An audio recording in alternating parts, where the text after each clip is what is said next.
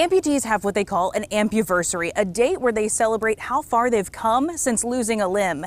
At this week's Katy Triathlon, Samantha Gower will celebrate how far she'll go. 1 year ago, Samantha got sick with a virus. My organs, including my arms and legs, didn't have enough blood flow. She lost both her legs and left hand due to sepsis and the medications used to save her life. Nobody would blame her for having self-pity, but as a wife, mother of 2 young children, and former nationally ranked rock climber, she thought finding a sport would serve her better. Learning to walk on prosthetics is just a weird sport that I have to learn how to play the moment I get out of bed. And I know how to learn to do difficult physical things. I wanted something that I could really dig all the fingers I have left into, and triathlon fit the bill. So she's diving right in. She will swim 500 meters, bike 12 miles, and run for 3 miles during her first triathlon 1 year after amputation. Thank you, honey. And all with her husband close behind. Tanner is not a triathlete, but any observer can see as he helps with every gear and prosthetic change that crossing the finish line will be a victory for both of them. I tell myself, Sam, you're not racing the same race other people are. Don't be hard on yourself. If you're slow, just finish and be really happy and thankful that you're walking and jogging and doing all this stuff. The Katy Triathlon is this Sunday at Cane Island. Reporting from Spring, I'm Haley Hernandez, KPRC 2 News. Just watching Billy Darren Delaney working in the kitchen, making breakfast. It's hard to believe that for 4 long years, Billy has been living and coping with a tremendous loss. You see, after developing a deadly infection in 2017, Billy lost all of his fingers on both hands. In fact, he very nearly lost his life. The doctors used what they call a vasopressor to save my life.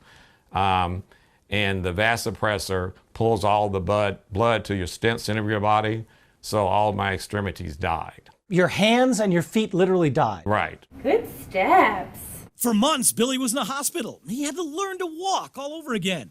And as for his now fingerless hands. So that's what you're working with. Through his health insurance and a prosthetics company, he was fitted for a set of mechanical fingers, a set of fingers that were absolutely useless. The fingers they provided me, Bill, when I tried to grab something, they would actually just fold back. They were useless. Despite Billy's attempts to get a working set of prosthetic fingers, he says he got nothing but excuses and broken promises, and his hands remained mangled. I find myself crying because I realize what's happened. It's been very life-changing. With nowhere else to turn, that's when Billy contacted Spencer Solves It. I can't imagine what your life has been like for the last 4 years, Right. but I promise you, we are going to take care of you. Now, working with the dedicated professionals at Unlimited Prosthetics, we're going to see that Billy is fitted for and receives a state-of-the-art set of working mechanical fingers that will give him his life back. Leading that team will be company president Erica Sanchez. We love doing prosthetics, whether it's upper or lower extremity, so being able to change somebody's life for the better is what we want to do. The work will take 6 months. Billy calls it an absolute blessing. My life was changed 4 years ago. You can help me change it again, and I just can't thank you enough for how much this means. I know it does. All right. Thank you very much. Chipotle's house.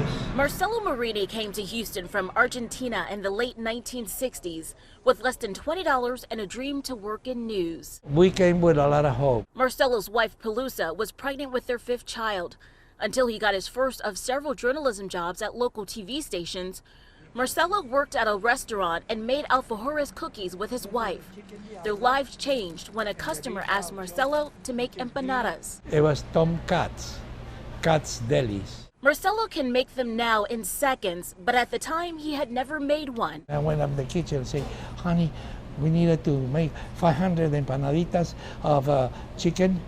What? See, no, how come? Well, I told him yes. The empanadas were a hit. The Marinis opened their first restaurant in 1971. This is the first store. It was located in Montrose. That building caught on fire in 1986, and I lost almost everything. Marcelo, who is no stranger to adversity, rebuilt at their current location in West Houston. Me and my wife, we lost mothers when we were very young. I was 6 months old. Marcelo was raised by his grandmother, who he calls his architect. She was very strong in my life. Family, Marcelo says, has been part of the restaurant's success. We say uno para todos y todos para uno. Once for all and all for once. Together. Creativity is the other. Fresh apples with dulce de leche and cream cheese. Incredible. There are more than 70 flavors on the menu. The dough is made fresh in-house daily. This is the secret of the empanada. The Empanada House has garnered the attention and appetites of presidents and even Queen Elizabeth over the years. And at 82, Marcelo is as much as a dreamer now as he was decades ago. I always dreamed to have many places, okay? I never quit.